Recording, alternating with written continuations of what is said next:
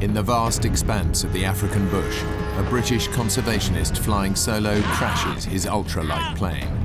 Severely injured and carrying no food or water in the wilds of Africa, his chances of survival are slim. His best friend desperately searches for him, knowing he may never find him. Staying alive takes all the cunning and guts one man can summon up.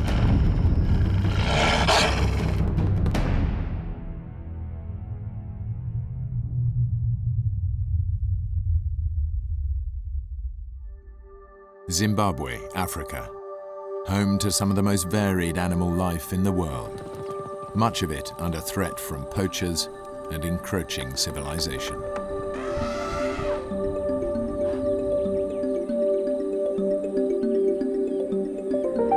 Greg Rasmussen was born in England but came to Africa as a young boy.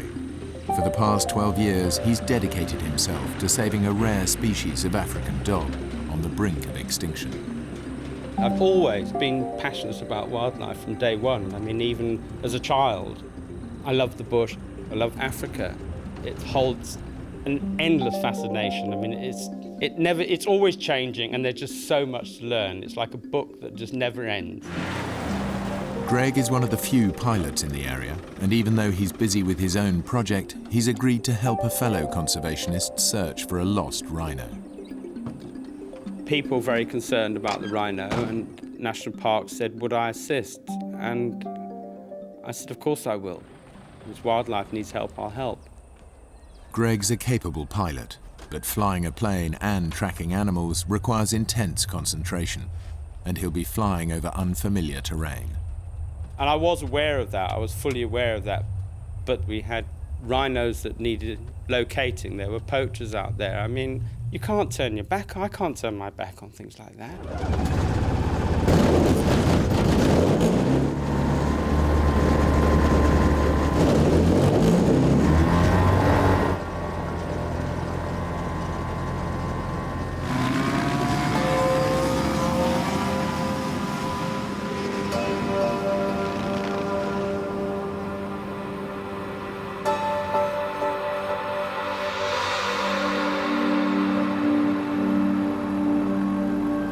An ultralight plane is a cheap and efficient way to cover the African bush, but is also very dangerous to fly under certain weather conditions.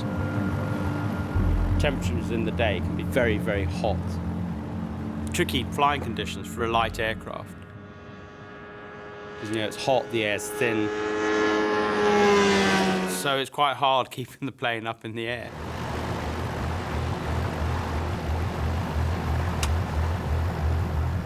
This was a very harsh, dry, rocky, rugged area.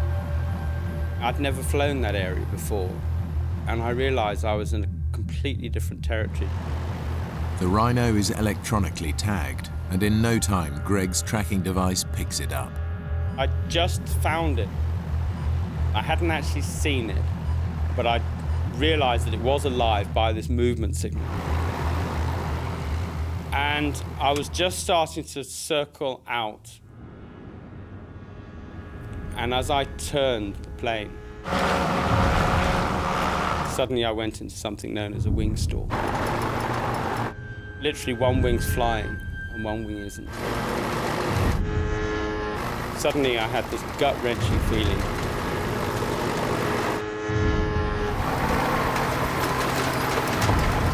I'd put full power on the rudder.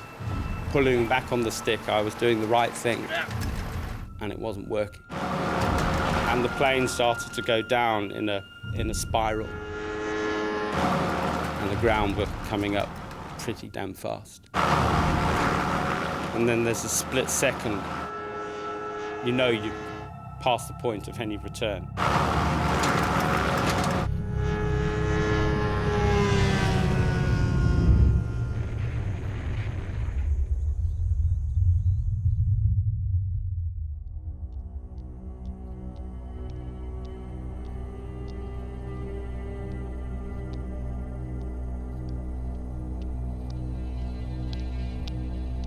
I almost didn't want to open my eyes.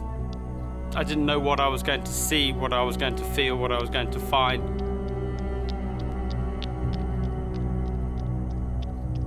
I was totally dazed, stunned. And I was like, I'm alive. I'm alive. And at that second, petrol started dripping over me.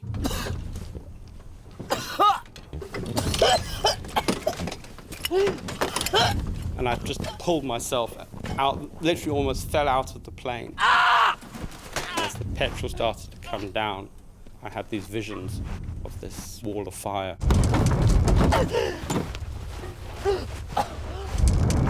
And I could just see myself being incinerated alive. And I knew my legs were doing nothing. I couldn't do anything with the legs at all, but I just had to get away from this plane. I mean, this thing was a nightmare now.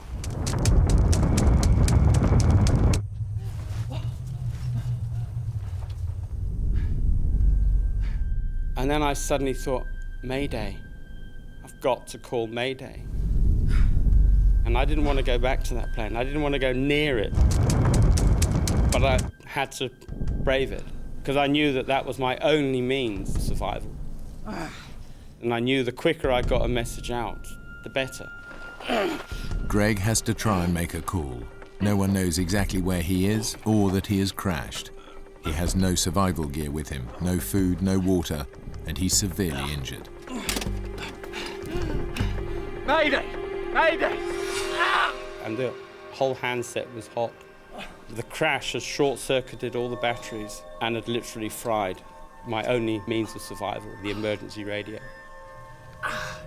And then something happened that literally just changed almost everything. The pain hit, because the adrenaline had worn off.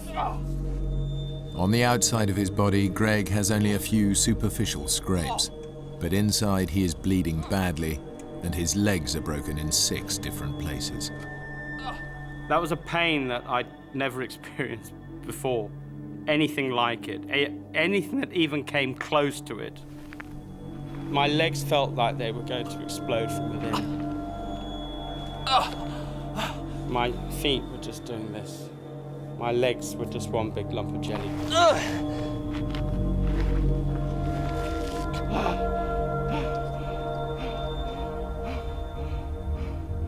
And I realized I had to stay in control.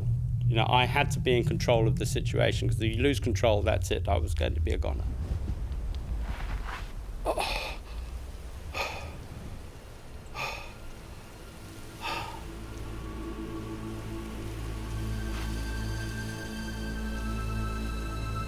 I started to try and take stock of the situation. And it was quite a harsh reality. I suddenly realized there was no 999. There was, you know, if I was going to get out of this, it was only going to be me and me alone. Greg is over 70 miles away from the nearest road. By the time anyone realizes he's in trouble, it may be too late. The brutal heat of the African sun will bake him alive. If he survives that, he will face worse horrors. As night approaches and hungry predators come out to feed. Unable to move, Greg is easy meat. But right now the pain from his smashed legs is all he can think of. There was this pain in my ankles. They felt like they were going to explode, because I'd got these boots on. Yeah, and of course there was no space for the swelling to go. There was no way I could even get anywhere near my shoelaces. But I was thinking, if I don't get those boots off, there's going to be gangrene, and I'm going to lose my feet. I lose my legs. I managed to look back, and I thought, well, maybe if I can drag myself to this tree, I can tilt my body forward so that I can maybe get to my shoelaces somehow.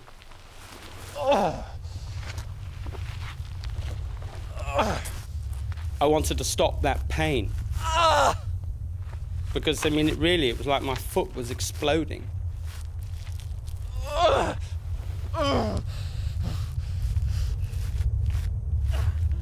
Fate is being cruel today. The closest tree to Greg is a thorn tree. But as its thorns dig deep into his back, Greg realizes they might be useful. And I managed to just break a twig off that was about a foot long, and it got a hooked thorn on the end of it. And I lay there and I could hardly focus. There was just so much pain. I started to pick the shoelace. I thought, well, this is all I've got.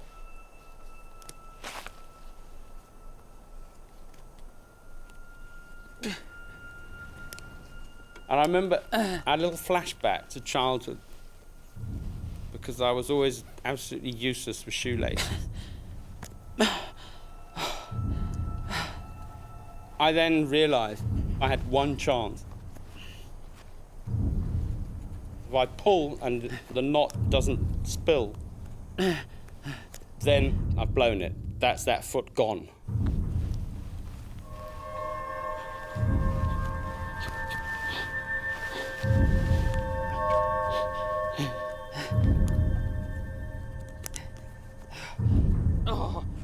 Greg manages to loosen the shoelaces and get them both to the same stage, but nothing happens.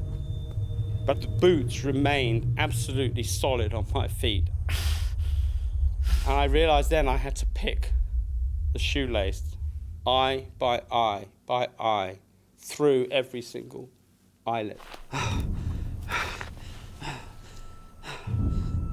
And all the time, all I'm thinking of is, if I don't get those boots off, I'm going to lose my feet. And it was almost, it was like a nightmare.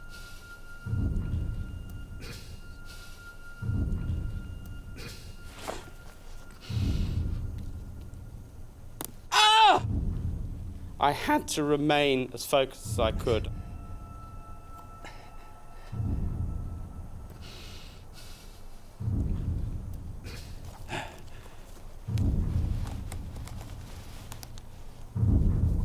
And I picked and I kept on picking until I finally got to the point where the shoelace was free. Ah! Loosening his boots isn't having the effect Greg expected. The pain is just as bad because his feet keep swelling up to fill the newly expanded space. He has to try something else. I saw a stick. And that was all there was. I thought, well, that's the only tool there is that I can see other than rock.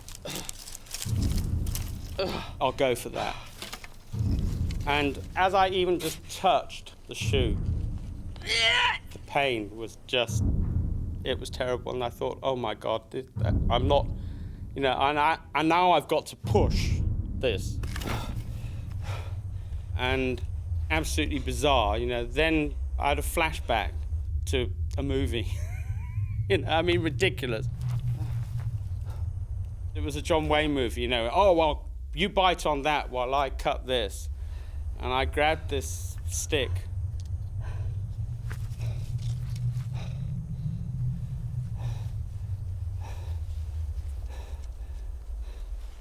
And as I pushed and I bit,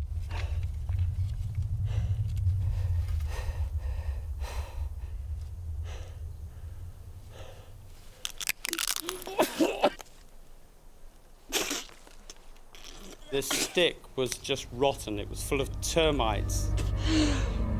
And my mouth was now even drier than before, and I went, but I pushed with such force.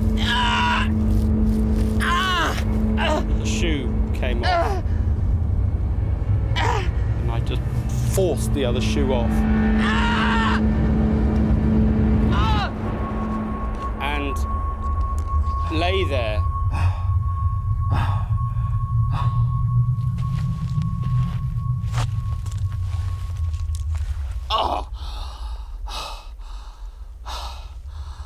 And I looked at my watch.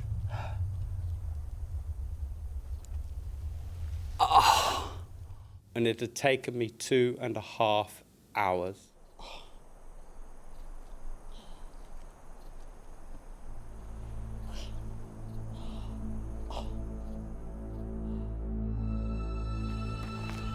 200 miles away, Greg's best friend and colleague, Peter Blinston, waits for him to return. Together they run a conservation project dedicated to saving the African painted dog, one of the world's most endangered species. We have this same passion for the dogs. We have a lot of belief in each other's abilities. And that just comes through at the end of the day. Peter, phone call please. And the phone rang. I just felt nervous.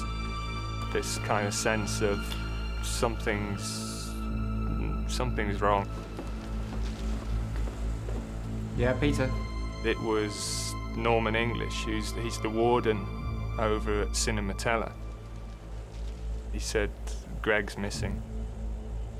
People talk about this kind of cold hand or something that grips you, but I really did just go like icy cold. I was then thinking, I have to find him. In the heat of the midday sun, the temperature is now over 100 degrees. Greg hasn't had any water for over 24 hours, and his body is rapidly showing the effects of dehydration. It was hot and it was dry. There wasn't an ounce of moisture in the air. I hadn't drunk the whole day because an elephant had destroyed the water pipes in our area where I'd taken off from. It wasn't like feeling thirsty at all. It was almost like being tortured. Everything was just so dry and your skin just didn't feel like skin anymore. There was no texture to anything. You know, you try to touch with your tongue to touch the roof of your mouth. It just felt like it wasn't there. As Greg lies out in the open, a vulture, quick to sense a meal, lands on a nearby tree. And I thought, not yet. Yeah, I'm not ready for you, mate. It was scorching hot. You know, dehydration was going to be my next enemy to deal with. But also predators was a major concern of mine. The animals that Greg devotes his life to saving could now turn against him. The landscape is alive with wild beasts looking for food. They may look sleepy and harmless in a city zoo, but in their natural habitat, they are deadly.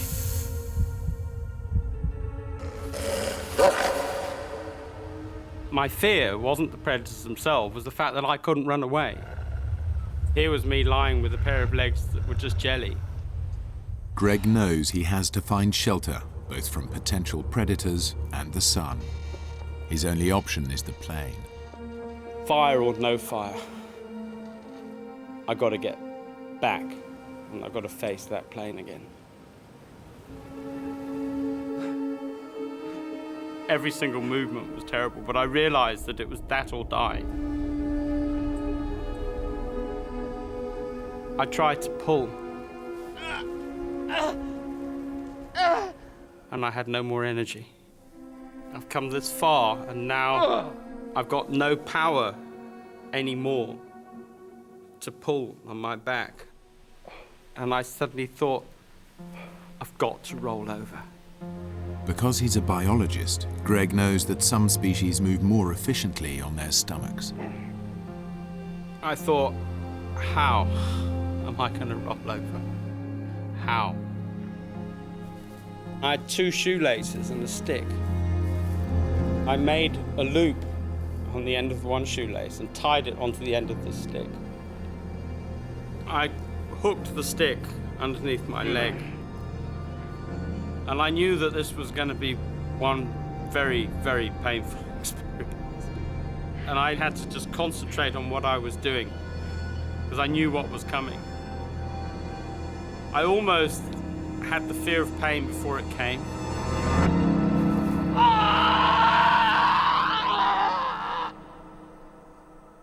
Just as I rolled, I heard a crack. It wasn't the stick, it was my pelvis was broken. With the temperature now hovering at 110 degrees, Greg is literally frying in the sun. As he drags himself towards the shade of his downed aircraft, his thoughts turn to other dangers that threaten his life. Being in the bush for so many years, you get to know absolutely every single noise. You know every footfall. You know which footfall belongs to which animal.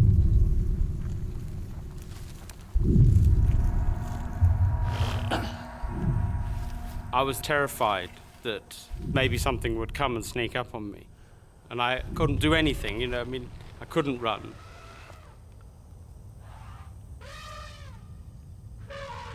And then I heard elephants, a whole herd.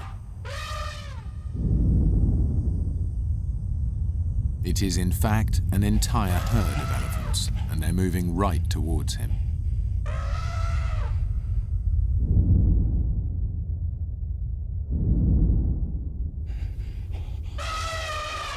And I thought, they've got to sense that I'm here. If they detect you at the right moment, that's fine. If they detect you too late, that's the scary bit. Because then you're in their attack distance. And I thought, if the wind is wrong and they don't detect me until the very last minute, that's when I'm in trouble. And then suddenly there was this huge screech of... And I remember just thinking, oh no, please, just don't stampede. And I just had this absolute fear that I'm going to be trampled.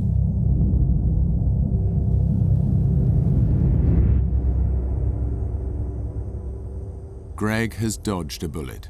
The herd moves on away from him. I wanted to cry at this point. And I realized then that I couldn't have cried even if I wanted to. There was no moisture for me to expend on tears. They wouldn't have come anyway.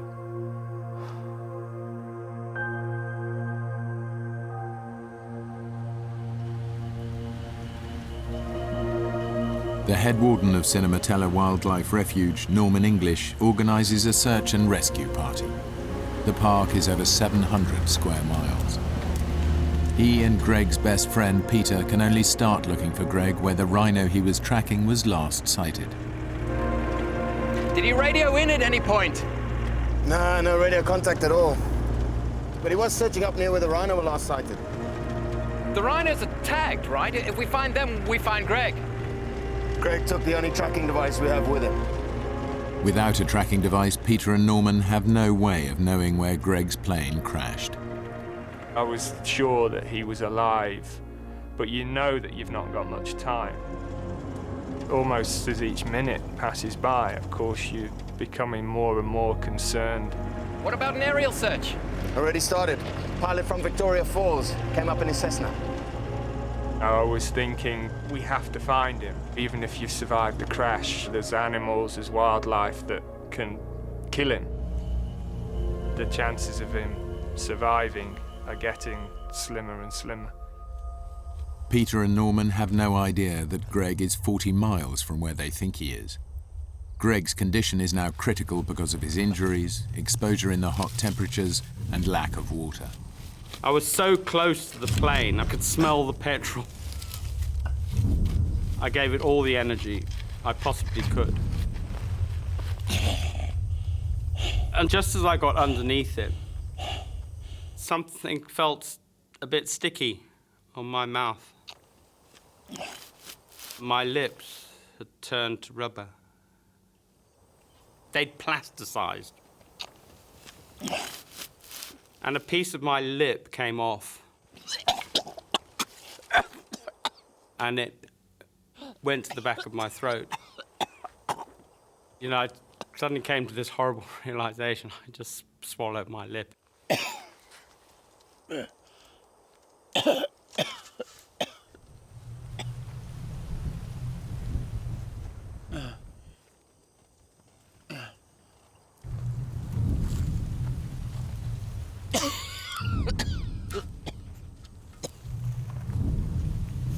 But But within moments, Greg has a new worry. He hears the sound of an animal walking nearby. It was lion footfall. And I listened very, very carefully, and it was getting closer and closer. And then I heard this call. It was a lioness. And lionesses have a very distinctive call they use when they're calling cubs. And obviously, because she was a mother with cubs, that makes her far more dangerous. Greg knows that animals in the wild have a unique defense strategy. They make sharp, sudden noises to scare off their enemies. As the lioness moves in closer to Greg, he knows that creating a noise at the right time is his only defense. When he finally sees the big cat's silhouette, he makes his move.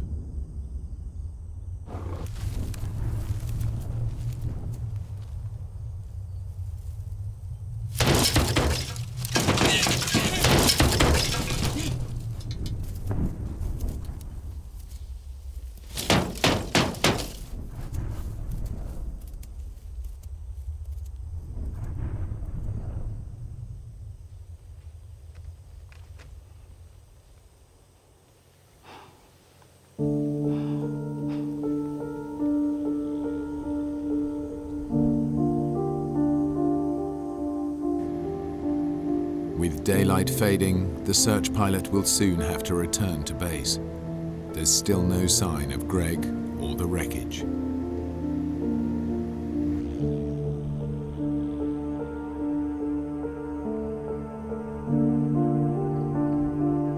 I heard the plane. And then I started to get almost excited.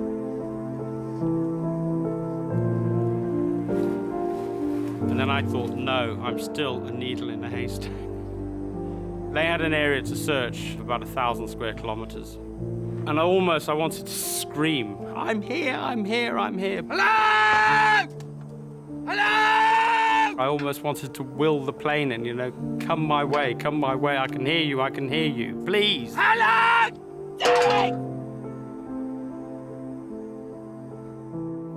And then there was silence. I remember that silence now so well. It was killing. Nothing is going to happen now until tomorrow morning, at the very earliest. And I've got to start thinking about the night.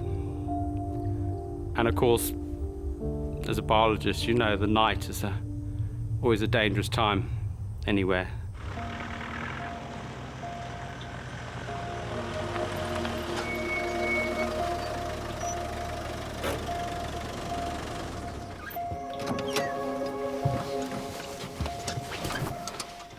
It probably won't help much. I'm just going to take the Land Rover out, see what I can find. There's no way you're gonna find him in the dark. We don't want to lose you too. I won't be long. I'll be back soon.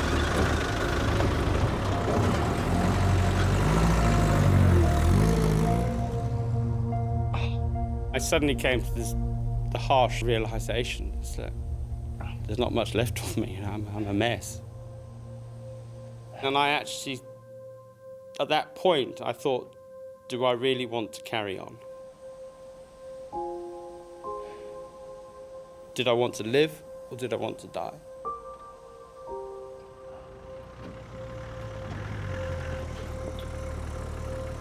As the night closed in, it was that awful feeling. It was really awful.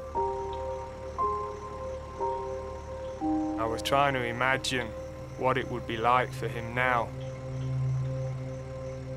still being out there. I thought about my life, and I thought, well, I've had a good life. I have achieved.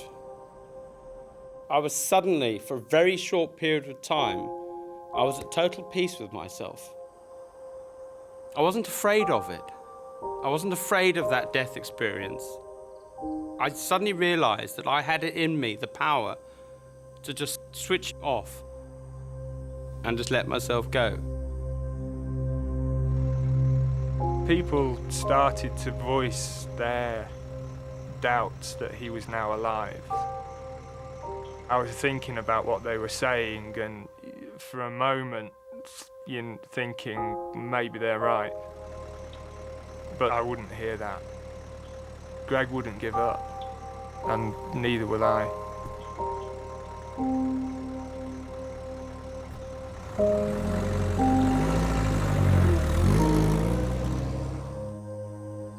And then I suddenly thought about the dogs, what amazing animal that had become my sort of whole raison d'etre. And I thought, but there's a hell of a lot more I can do. And from that second, it was like, right, the fight is on. At that point, there was just such a kick in me that it was like, I'm going for it, and I'm going to make it. And I'm not going to, if I do die, I'm going to die fighting this right to the bitter end.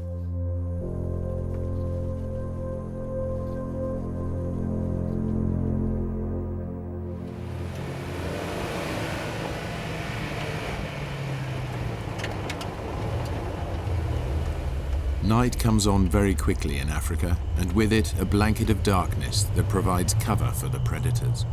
This is the time they come out to hunt. I was trying to picture how terrifying, really, it would be, even for somebody like Greg. You would almost wish that he were dead and not have to face a night like that.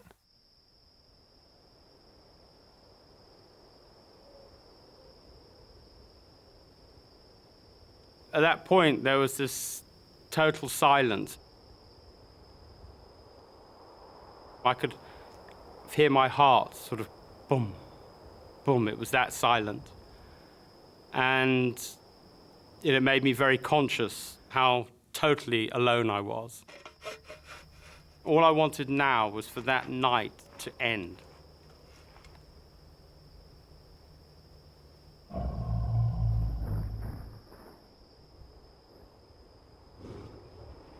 I had this nightmare that a hyena was going to come up behind me. I know what hyenas are capable of. Bone crushers, as they're also known. They've got the most powerful jaws of anything.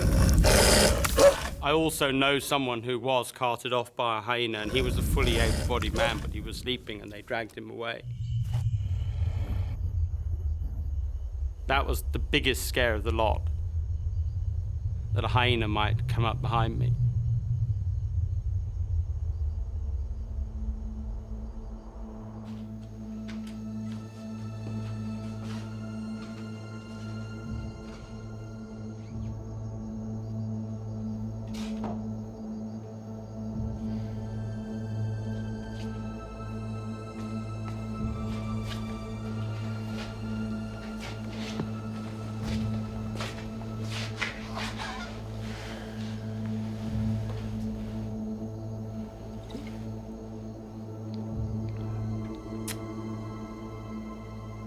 Are you all right? Yeah. Thanks, Norman. Peter, the men feel like Greg may not have made it. You'll get through this. He's a stubborn bugger. Yeah, well, you know him better than they do. They, don't think there's any point in him going out again tomorrow. He's alive, okay? You know Greg. He wouldn't give up. I won't either. I'll talk to the pilot and the others, see if they can give us another morning at least. Thanks.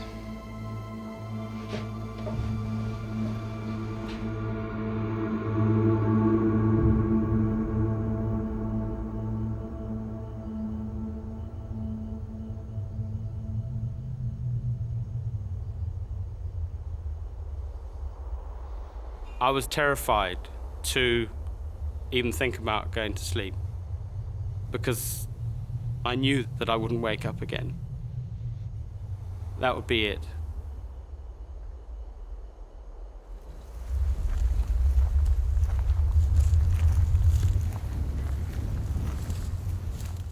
Then Greg's worst nightmare comes to life.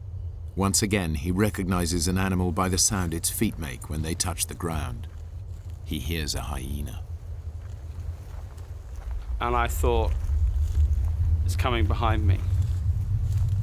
And it's going to come right in the worst spot. It's going to come round the back, which is where I really had absolutely no control.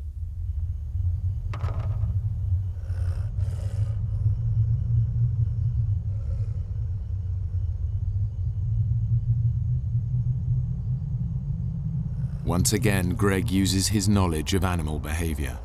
He grabs hold of his stick and gets ready to hit the plane with it and create a noise to startle the beast.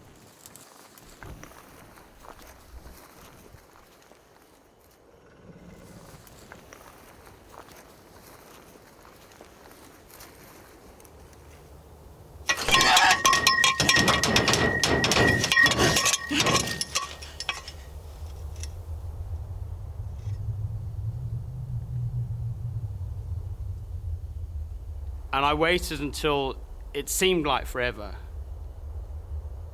I knew if something came one step closer, then would have meant that I'd failed. Then I heard this, like, just footfall, just getting less and less and less.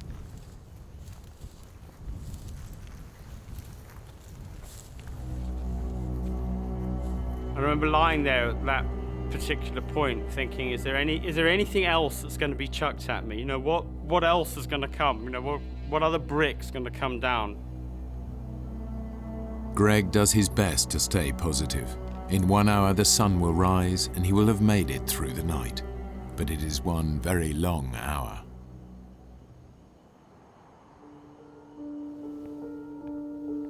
It was very frustrating waiting for the daylight to come.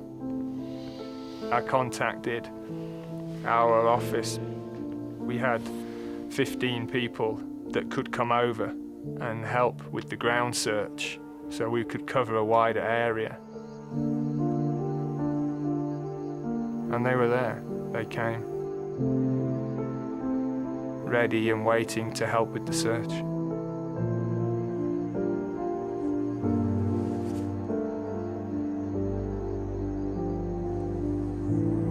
I watched, looking for the sun to come over the horizon.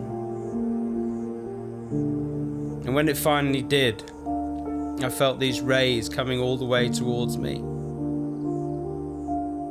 And it was an amazing experience. I suddenly felt wonderful. I was bathed in light and heat and warmth.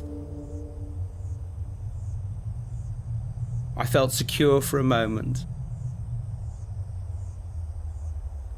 And then the harsh reality dawned on me that it was that sun, that burning, was going to continue and it was going to kill me.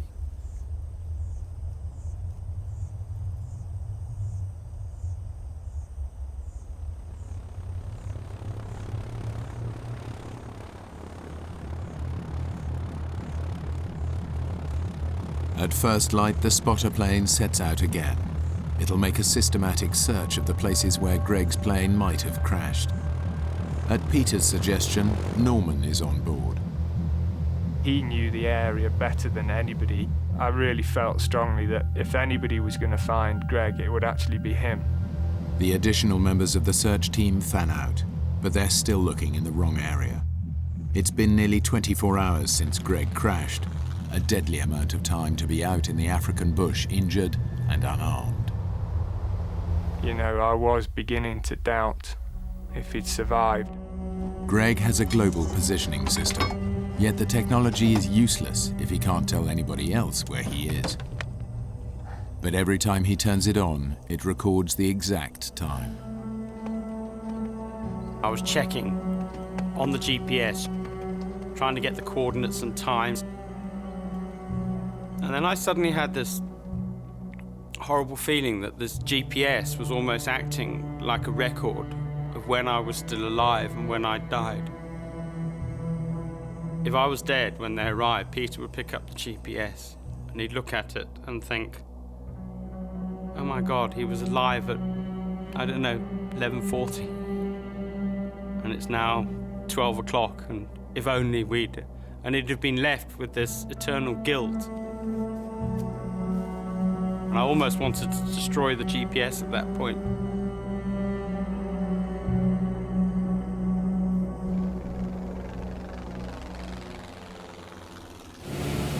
Norman to Peter, can you read me? Over. Norman to Peter, can you read me? Over. Receiving. There's nothing from up here.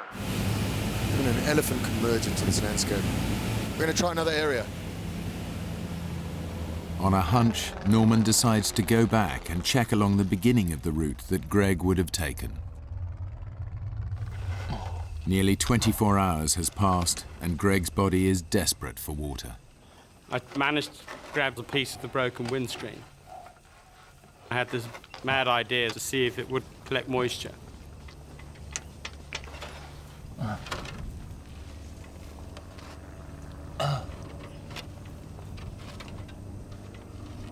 And then I heard this plane. And when I heard the plane get louder and louder, I thought, right. I was going to try to see if I could get something out of that radio. Basically, it was all I had left that I could think of. Even if it gives the weakest signal, it's worth a try. And I gave it all I'd got. I remember it now. Mayday. This is Zulu Mike Echo Bravo calling Mayday. And then my position is 20 miles east-northeast, Cinematella. Mayday. I thought I heard the plane get louder. And I thought, it's worked. And I gave myself almost an elated sort of feeling. But that's because that's what I wanted to hear. I knew I was lying to myself. Mentally, I had to stay with it. Because if you get into depression, that's it, the game's over. Not knowing whether he's imagining the search plane or if it's really there, Greg grabs a piece of his wreckage, one of the struts, hoping it will reflect the light and be seen by the plane above.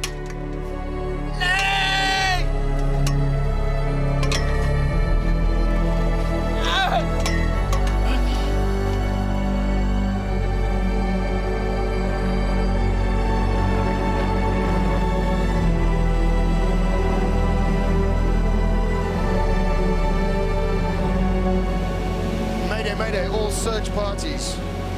We've located the wreckage 40 miles south of the main search area. No sign of Greg.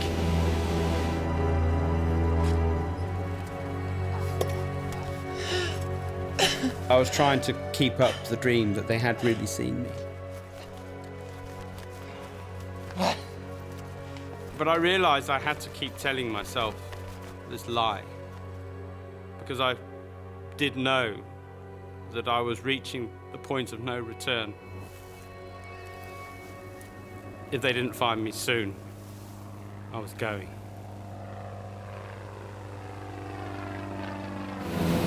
We can't land. I repeat, we can't land. We're going to have to go by road. Meet back at the base camp immediately. I repeat, meet back at the base camp immediately. I felt numb. I wanted to see, what was there. I wanted to see Greg. I wanted to just get to the site.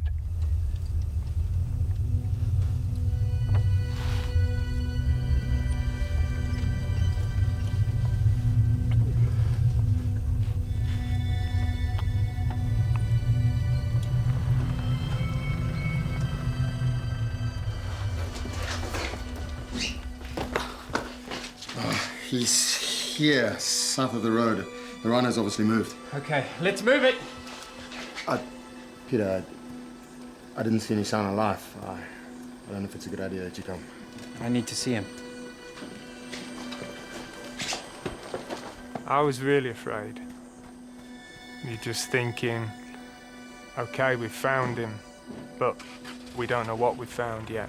And you imagining all sorts of horrors.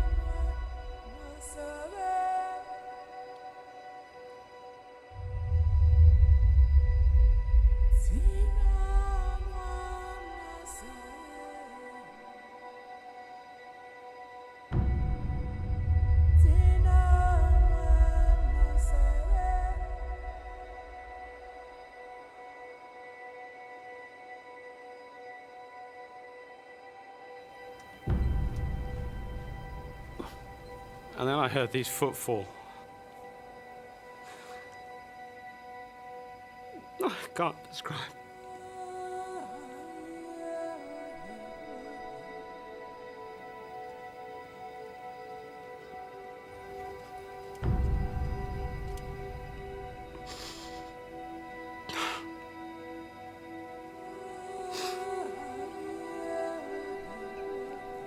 Of course, I knew what footfalls those were.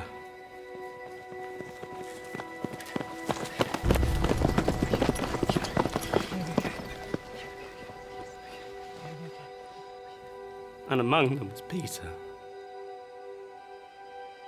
And I suddenly looked and I couldn't believe it, that was him. I couldn't even speak to anybody. And people were just saying, what happened? And I just had to say, wing, stall. And that's all I could say. It was really overwhelming. He'd survived. And it was sort of affirmation of my belief in him. The feeling that I wasn't going to die was just indescribable. I'd fought this and I'd won.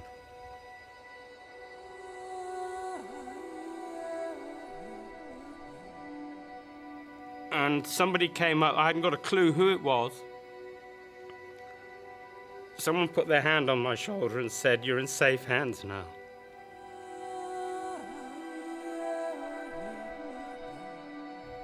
Since the accident, Greg has undergone more than 100 operations to save his legs. Through grit and sheer willpower, he has learnt to walk again.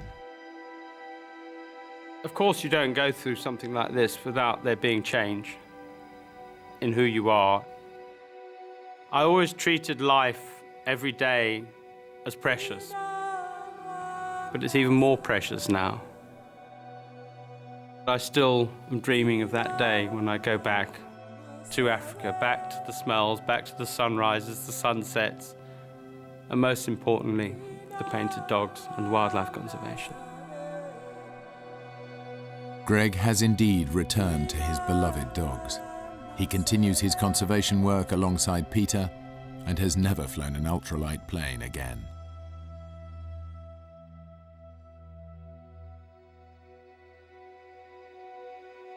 Tina.